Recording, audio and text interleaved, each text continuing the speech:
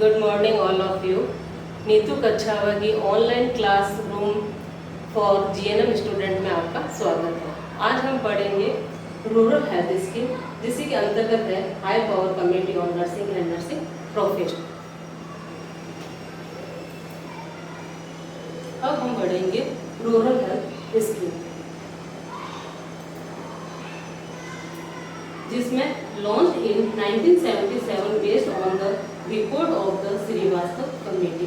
Srivastava committee की report के आधार पर 1977 में रूरल हेल्थ स्कीम को लॉन्च किया गया। फिर है in this scheme training of community health workers, reorientation training of multipurpose workers and linking medical college of rural health was started. इस स्कीम के तहत कम्युनिटी हेल्थ वर्कर्स को ट्रेनिंग दी गई और मल्टीपर्पज वर्कर्स को रीओरिएंटेशन ट्रेनिंग दी गई। मेडिकल कॉलेज और रूरल हेल्थ सर्विसेज को लिंक किया गया। अब हम पढ़ेंगे ऑब्जेक्टिव्स। पहला ऑब्जेक्टिव है to look into the exciting working condition of nurses with particular reference to the status of the nursing care services both in the rural and urban areas। Rural और urban दोनों area में nursing care services की condition के reference में nursing की मौजूदा working condition को देखना। अब हम पढ़ेंगे दूसरा, to study and recommended the staffing norms necessary for providing adequate nursing personnel to give the best possible care both in the hospitals and community। Hospital और कम्युनिटी दोनों में बेस्ट पॉसिबल केयर देने के लिए सफिशिएंट नर्सिंग स्टाफ प्रोवाइड करने के लिए staffing norms की स्टडी करना और रिकमेंड करना। नेक्स्ट ऑब्जेक्टिव है to look into the training of all categories and levels of nursing staff to meet the nursing manpower needs at all levels of health and services education। health and services and education के सभी level पर nursing manpower की needs को पूरा करने के लिए सभी कैटेगरीज के नर्सिंग स्टाफ की ट्रेनिंग पर ध्यान देना। फिर है to study the role of nursing personnel in the health care delivery system. Health care delivery system में नर्सिंग कर्मचारियों के रोल की स्टडी करना। नेक्स्ट है to examine the need for organised nursing services at the national, state, district and local level with the need for planning service with the overall care system of the country at all the level. Country के सभी care system के सभी level पर planning services की need के according national, state, district and local level पर nursing services की need की जांच करना। Recruitment rules are made for all categories of nursing post, keeping in views of the shortage of nurses in hospitals and community health field states should create posts and appointment these nurses in the appropriate position. Hospital में nurses की कमी को ध्यान में रखते हुए सभी level के रिक्रूटमेंट के लिए रूल्स बनाए गए हैं। और कम्युनिटी हेल्थ फील्ड ने कहा है कि पोस्ट क्रिएट किया जाए और उनके अकॉर्डिंग नर्सेज को अपॉइंटमेंट किया जाना चाहिए। अब दूसरी रिकमेंडेशन है जॉब डिस्क्रिप्शन।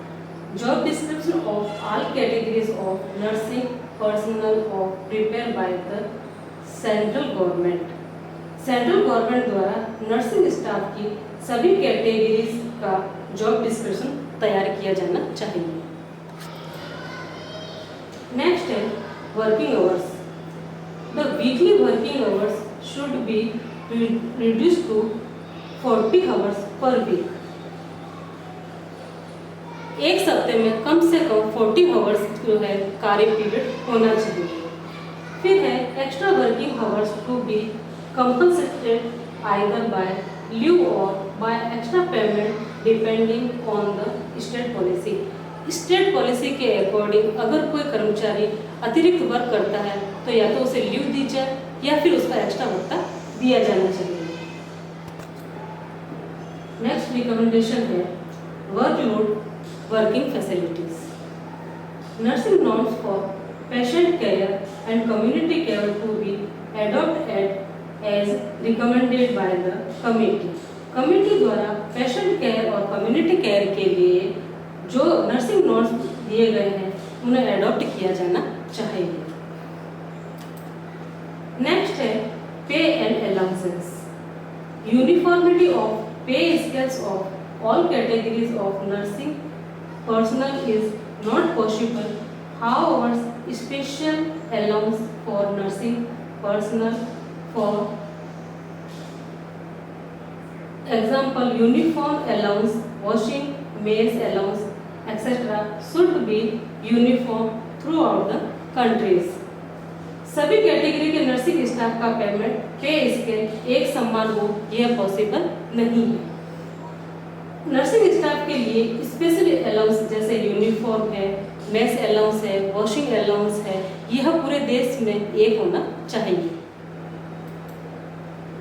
नेक्स्ट रिकमेंडेशन है promotional opportunity. Each nurse must have 3 promotion during the service period. प्रत्येक नर्स को सर्विस पीरियड के दौरान कम से कम 3 प्रमोशन मिलने चाहिए। दूसरा है promotion is based on merit come seniority. Promotion का जो बेस है वो सीनियरिटी के अकॉर्डिंग होना चाहिए, ना कि मेरिट। फिर नेक्स्ट रिकमेंडेशन है career development. Provision of deputation for higher studies after 5 years of regular services be made by all states. सभी स्टेट द्वारा 5 year की रेगुलर सर्विसेज के बाद हायर स्टडी के लिए डेपुटेशन का प्रावधान होना चाहिए। फिर है every nursing personnel must have an opportunity to attend at least 1 refresher course every 2 years। सभी नर्सिंग स्टाफ को हर 2 साल में कम से कम एक रिफ्रेशर कोर्स को अटेंड करने के लिए अपॉर्चुनिटी होनी चाहिए। Next recommendation, accommodation. The nursing staff should be considered for priority allotment of accommodation near to work place. Nursing staff का वर्क पैलेस के पास ही accommodation allotment करने का प्रावधान होना चाहिए, प्रायोरिटी होनी चाहिए। फिर है transport. During odd hours calamities etc. arrangements for transport must be made for safety and security for nursing personnel. Odd hours और क्लाइमेटिंग के दौरान नर्सिंग कर्मचारी को सेफ्टी एंड सुरक्षा के हिसाब से ट्रांसपोर्ट की सुविधा होनी चाहिए। अगली रिकमेंडेशन है special incentive. Scheme of special incentive in terms of awards, especially increment for meritorious work for nurses working in each state district PSC to be worked out. State district और PSC level पर काम करने वाली nurses के अच्छे काम के लिए राज्यों द्वारा स्पेशली इंटेंसिव स्कीम के द्वारा नर्सेज को स्पेशली भत्ता मिलना चाहिए। फिर नेक्स्ट है other welfare services. Hospitals should provide welfare measures like creche facilities for children of working staff. Hospital में काम करने वाले वर्किंग स्टाफ के लिए बच्चों के लिए क्रेच की फैसिलिटी होनी चाहिए। फिर children education allowance as granted to other employees be paid to nursing professional. Other कर्मचारियों की तरह ही नर्सिंग कर्मचारियों को भी चिल्ड्रन एजुकेशन के लिए अलग से भत्ता मिलना चाहिए। अगली रिकमेंडेशन है additional facilities for nurses working in the rural areas, जिसमें पहला है family accommodation at sub centre is a must for safety and security of ANMs and LHV. ANM और LHV की सेफ एंड सिक्योरिटी के लिए sub centre पर family accommodation होना चाहिए। दूसरा है the district public health nurses is provide with a vehicle for field supervisor. Field का सुपरविजन करने के लिए डिस्ट्रिक्ट पब्लिक हेल्थ नर्सेज को व्हीकल की सुविधा प्रोवाइड की जानी चाहिए। Fixed travel allowance with provisional of enhancement from time to time. समय समय पर फिक्स्ड ट्रैवल अलाउंसमेंट को जो है बढ़ाया जाना चाहिए।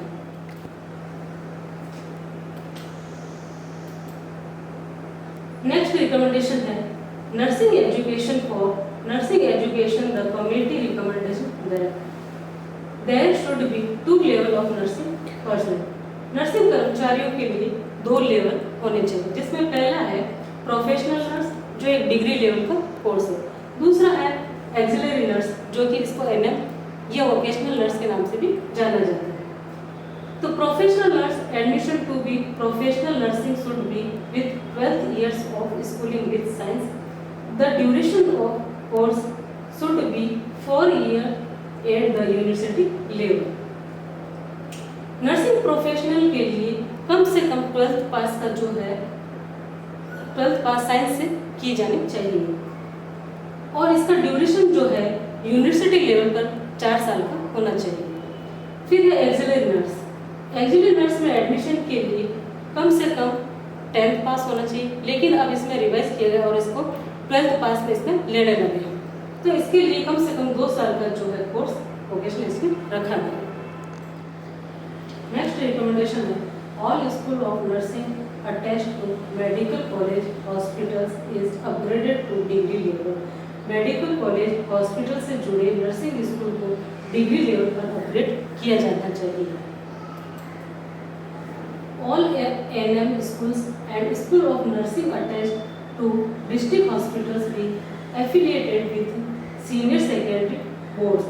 डिस्ट्रिक्ट हॉस्पिटल से जुड़े सभी एएनएम स्कूल और नर्सिंग स्कूल को सीनियर सेकेंडरी बोर्ड से एफिलिएट किया जाना चाहिए। Post basic BSc nursing degree to be continue to give opportunities to the exciting diploma nurses to continue higher education. Higher education को कंटिन्यूस रखने के लिए मौजूदा डिप्लोमा नर्सेज को अपॉर्चुनिटी देने के लिए पोस्ट बेसिक बीएससी नर्सिंग को डिग्री को जारी रखा जाना चाहिए। Next recommendation master in nursing program to be increased. Nursing program में मास्टर डिग्री को बढ़ाना चाहिए। दूसरा है central assistants be provided for all level of nursing education institute in term of budget. In term of budget सभी nursing educational institute के सभी level को केंद्र से सहायता प्रदान की जानी चाहिए। Nursing personal should have a complete say in matters of selection of students. Selection is based completely on merit. Nursing staff को छात्र के सिलेक्शन के मामले में बोलने का अधिकार होगा और सिलेक्शन मेरिट बेस पे होना चाहिए। Next recommendation all schools to have independent teaching block called as School of Nursing with adequate classroom facilities, library room, common room, etc. as per requirement of INC. INC की requirement के आधार पर सभी स्कूलों में पर्याप्त टीचिंग ब्लॉक होने चाहिए, जिसको स्कूल ऑफ नर्सिंग के नाम से जाना जाए, जिसमें पर्याप्त सफिशिएंट क्लास फैसिलिटी रूम होने चाहिए, लाइब्रेरी रूम होने चाहिए और कॉमन रूम होना चाहिए। Adequate accommodation are provided to student. Student के लिए पर्याप्त एकोमोडेशन की सुविधा होनी चाहिए। Students should not be used for the service of the hospital. Student को हॉस्पिटल की सर्विसेज के लिए उपयोग में नहीं लेना चाहिए। Next, community nursing experience should be as per INC requirement. INC requirement के अकॉर्डिंग कम्युनिटी नर्सिंग एक्सपीरियंस होना चाहिए।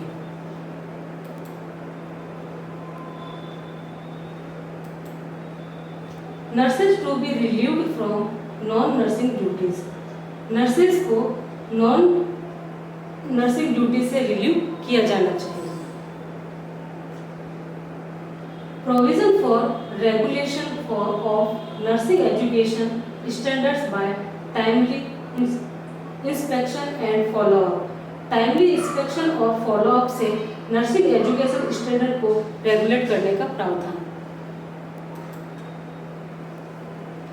Provision of maintaining of minimum standards of nursing care services in both government and private area.